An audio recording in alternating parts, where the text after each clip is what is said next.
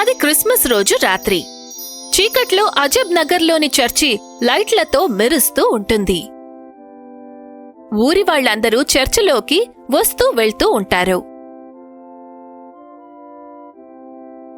Church బయట రఘు అనే ఒక పాత బిచ్చగాడు చిరిగిపోయిన పాత బట్టలతో చర్చి ముందు నిరాశతో కూర్చుని ఉంటాడు. 2 రోజులుగా ఏమీ తినకపోవడంతో చాలా నీరసంగా ఉంటాడు. నీరసంగా ఉన్న రఘు అలాగే కూర్చుని నిద్రపోతాడు.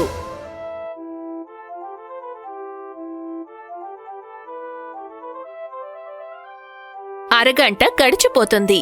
హఠాత్తుగా అతన్ని ఎవరో కదిలించి నిద్రలేపేందుకు ప్రయత్నం చేస్తారు. రఘు కళ్ళు తెరుస్తాడు.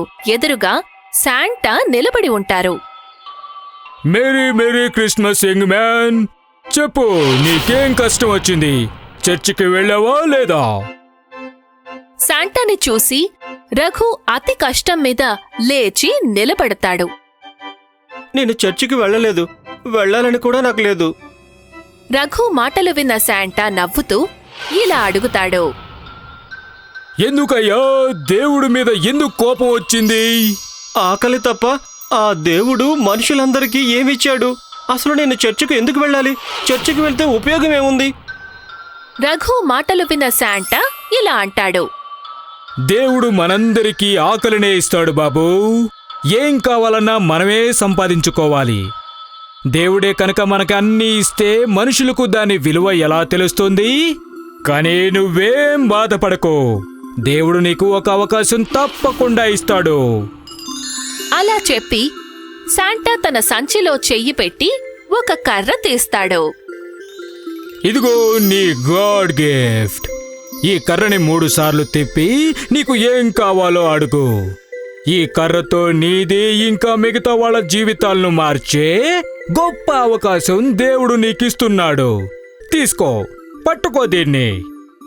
శాంటా ఆ కర్రని రఘుకి అప్పగించి తర్వాత అతను వెళ్ళిపోతాడు. రఘుకి చాలా ఆకలిగా ఉంటుంది. అతను ఆ కర్రని పరీక్షించాలని అనుకుంటాడు. రఘు ఆ కర్రని 3 సార్లు తిప్పి ఇలా అంటాడు.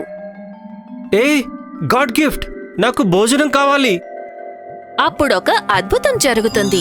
రఘు ముందుకి చాలా రకాల తినుబండారాలు వస్తాయి. రఘు ఆ కర్ర మహత్యం చూసి ఆశ్చర్యపోతాడు. అతని ఆకలి ఇక ఆగలేకపోతుంది. రఘు సంతోషంతో ఆ కర్రని తీసుకుని తన ఫుట్పాత్ దగ్గరికి పడుకోడానికి వెళ్తాడు. అలా నడుస్తూ ఇలా అనుకుంటాడు. నేను ఈ కర్ర సహాయంతో నాతో ఉండే మిగతా బిచ్చగాళ్ల జీవితాలను కూడా మార్చేస్తాను. హఠాత్తుగా చల్లటి గాలులు వేయడంతో రఘుకి బాగా చలి పెడుతుంది. చలి చాలా ఎక్కువగా ఉంది. నేనిప్పుడు మంచి బట్టలు కోరుకుంటాను. రఘు 3 సార్లు కర్రని తిప్పి బట్టల పేరు చెప్పగానే అద్భుతం జరుగుతుంది. అతని శరీరం మీద చిరిగిపోయిన పాత బట్టల స్థానంలో సూటు బూటు వచ్చి చేరతాయి. ఇప్పుడు బిచ్చగాడిలా కాక బాగా ధనవంతుడిలా కనిపిస్తాడు. రఘు అలా నడుస్తూ ఉండగా అతని దగ్గరికి ఒక టాక్సీ వచ్చి ఆగుతుంది. ఆ టాక్సీ డ్రైవర్ రఘుని చూసి ఇలా అంటాడు. సార్, నడుచుకుంటూ ఎందుకు వెళ్తున్నారు? మీ కారు ఎక్కడుంది? నన్ను అక్కడ దింపమంటారా? టాక్సీ డ్రైవర్ మాటలు విని రఘు చాలా సంతోషపడతాడు. అంతకు ముందు ఎప్పుడూ ఎవరూ అతనికి అంత మర్యాద ఇవ్వలేదు. రఘు ఆ టాక్సీ డ్రైవర్తో అబద్ధం చెప్తాడు. నేను నైట్ వాకింగ్ చేస్తున్నాను, నాకు టాక్సీ అవసరం లేదు. టాక్సీ డ్రైవర్ వెళ్లిపోగానే రఘు ఆలోచనలో పడతాడు. ఇప్పుడు నేను సార్ని కదా, నేనిలా రోడ్డు మీద నడవకూడదు. నా పర్సనాలిటీకి ఇది సూట్ అవ్వదు. ఫుట్పాత్ కూడా చాలా దూరం ఉంది. నేనొక కారు కోరుకుంటాను. అలా ఆలోచించి రఘు కర్రని 3 సార్లు తిప్పి కారు కోరుకుంటాడు. వెంటనే ఒక అందమైన పెద్ద కారు అతని ముందుకి వచ్చి నిలబడుతుంది. రఘు కార్లో కూర్చోగానే అది వెళ్తూ ఉంటుంది. ఫుట్పాత్ దగ్గర నుండి కారు వెళ్తూ ఉంటుంది. అనుకోకుండా ఒక గుడ్డి బిచ్చగాడు ఆ కారుకి అడ్డుగా వస్తాడు. రఘు కారుని ఆపి ఆ బిచ్చగాడు ఇలా అంటాడు. సార్, మా అన్న రాజన్ ఆరోగ్యం ఏమీ బాగాలేదు. ఆయన్ని హాస్పిటల్కి తీసుకెళ్ళాలి. దయచేసి మమ్మల్ని కాస్త హాస్పిటల్ దగ్గర దింపండి సార్. ఆ బిచ్చగాడు రఘుని గుర్తుపట్టడు. కాని రఘు ఆ బిచ్చగాడిని గుర్తుపడతాడు. అతని అన్న రాజన్ని కూడా. ఎందుకంటే రఘు కూడా బిచ్చగాడే కాబట్టి. ఆయన ధనవంతుడైన రఘు ఎవర్ని గుర్తుపట్టొద్దని నిర్ణయం తీసుకుంటాడు. ఆ బిచ్చగాడితో ఇలా అంటాడు. తప్పుకో, నాకు చాలా పనుంది, వెళ్ళు. అలా చెప్పి రఘు కారు తీసుకుని వేగంగా వెళ్ళిపోతాడు. రాత్రి 12 గంటలవుతుంది. రఘు కారు నడుపుతూ ఉంటాడు. అతను ఎదురుగా చూసేసరికి అక్కడ శాంటా నిలబడి ఉంటాడు. రఘు కారు ఆపి ఆ కర్రని తీసుకొని శాంటా దగ్గరికి వెళ్తాడు. అద్భుతంగా ఉంది. ఈ కర్ర నా జీవితాన్నే మార్చేసింది. నీ జీవితం అయితే మారిపోయింది, కానీ ఆ రాజన్ సంగతేంటి? మిగతా బిచ్చగాళ్ల సంగతి ఏమైంది? నువ్వు వాళ్ళ జీవితాలు మార్చేస్తాన్నావు కదా. అది వినగానే రఘుకి తను చేసిన తప్పు తెలిసొస్తుంది. నేను నిన్ను పరీక్షించాలనుకున్నాను, అందులో నువ్వు ఫెయిల్ అయ్యావు. ఇప్పుడు అర్థమైందా దేవుడు మనిషికి ఆకలిని తప్ప ఏది ఎందుకు ఇవ్వలేదో? ఎందుకంటే మనిషిగా ఉండడు కదా. శాంటా అలా చెప్పి రఘు చేతిలోని మాయా కర్రని లాగేసుకుంటాడు. కర్ర 3 సార్లు తిప్పి శాంటా వెళ్ళిపోతాడు. ఇంకేముంది, మరుక్షణంలో రఘు కారు మాయమైపోతుంది, అతని బట్టలు కూడా. రఘు మళ్ళీ బిచ్చగాడైపోతాడు. మళ్ళీ అతన్ని ఆకలి ఇబ్బంది పెడుతూ ఉంటుంది. రఘు ఏడుస్తూ ఉంటాడు.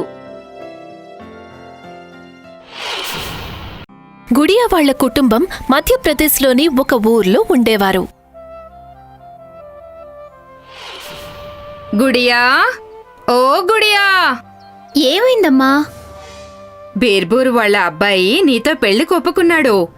అంతా ఆ దేవుడు దయ, ఎలాగో నీకు పెళ్లి కుదిరింది.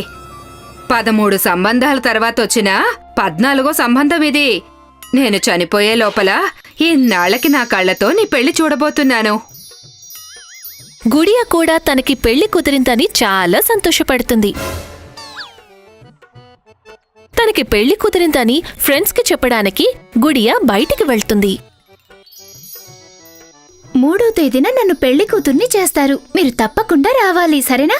ఇక నువ్వు మమ్మల్ని మర్చిపోతావులే. ఇప్పటికే నీకు మీ ఆయన కల్లో కూడా రావడం మొదలుపెట్టి ఉంటాడు. లేదు, ఇప్పటి వరకైతే రాలేదు. ఈ రోజు రాత్రి నుండి వస్తారనుకుంటాను. చాలా మంది కుర్రాళ్ళు మొద్దులుంటారు. పెళ్లి తర్వాత మగవాళ్ళు పూర్తిగా మారిపోతారు. అందుకే నా మాట విని పెళ్లికి ముందే నువ్వు మీ ఆయన్ని 2-3 సార్లు కలిసి మాట్లాడు. అప్పుడు ఒకరినొకరు బాగా తెలుసుకుంటారు. నేను నాకు కాబోయే భర్తతో ఫోన్ చేసి మాట్లాడాలనుకుంటున్నాను. సిటీలో అందరి దగ్గర మొబైల్ ఫోన్లు ఉంటాయి కదా, కానీ మా ఊళ్ళో మాత్రం ఒకే ఒక పబ్లిక్ ఫోన్ ఉంది. ఆ పబ్లిక్ ఫోన్ బబ్లు అందరి మాటల్ని సీక్రెట్గా వింటాడు. డబ్బుల కోసం బ్లాక్మెయిల్ కూడా చేస్తాడు. అందుకని నువ్వు ఆ పబ్లిక్ ఫోన్ నుంచి అస్సలు మాట్లాడొద్దు.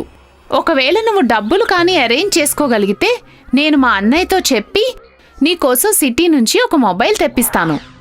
గుడియా తన అన్నయ్య గల్లాలో నుండి కొంత డబ్బులు తీసుకుంటుంది. తన ఫ్రెండ్స్కి ఇచ్చి మొబైల్ ఫోన్ తెప్పించుకుంటుంది. రహస్యంగా తనకి కాబోయే భర్తతో రోజంతా మాట్లాడుతూ ఉంటుంది. ఒకరోజు గుడియాతో ఆమె తల్లి ఇలా అంటుంది.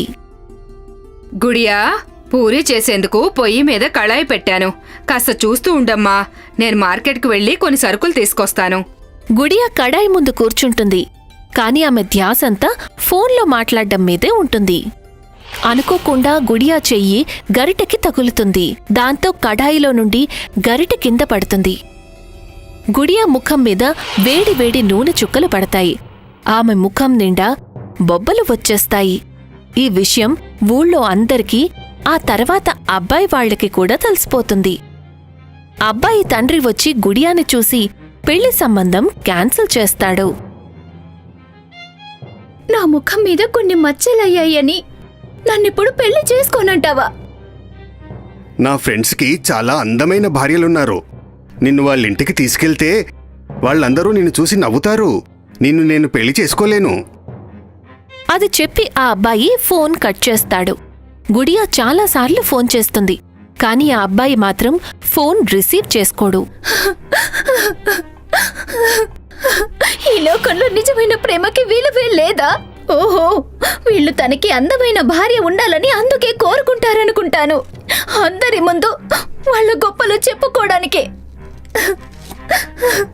నిరాశతో ఉన్న గుడియా నదిలో దూకి ఆత్మహత్య చేసుకునేందుకు వెళ్తుంది. ఆమె నదిలోకి దూకబోతూ ఉండగా వెనుక నుండి మరో యువతి ఆమెను ఆపుతుంది.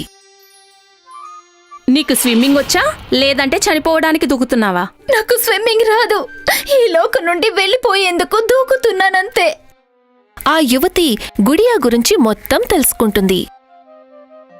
అన్నట్టు మీరు పెళ్లి కూతురు డ్రెస్ ఎందుకు వేసుకున్నారు? నాతో పద, ఇంటికెళ్ళాక చెప్తాను. ఆ యువతి గుడియాని తన ఇంటికి తీసుకువెళ్తుంది. దాదాపు 15 ఏళ్ల క్రితం నాకు కూడా సరిగ్గా నీలాంటి సమస్య వచ్చింది.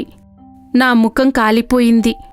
అబ్బాయి వాళ్ళు నన్ను పెళ్లి చేసుకోనని చెప్పారు.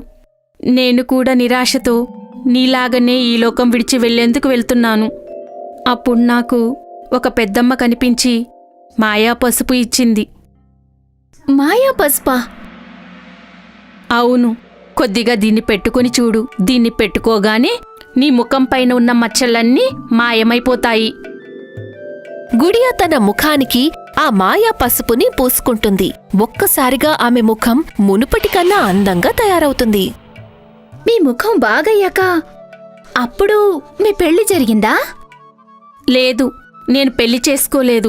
ఒంటరిగానే జీవితం గడపడం మంచిదని అనిపించింది. గుడియా తిరిగి తన ఊరికి చేరుకున్నాక ఊరివాళ్లు ఆమెను చూసి ఆశ్చర్యపోతారు.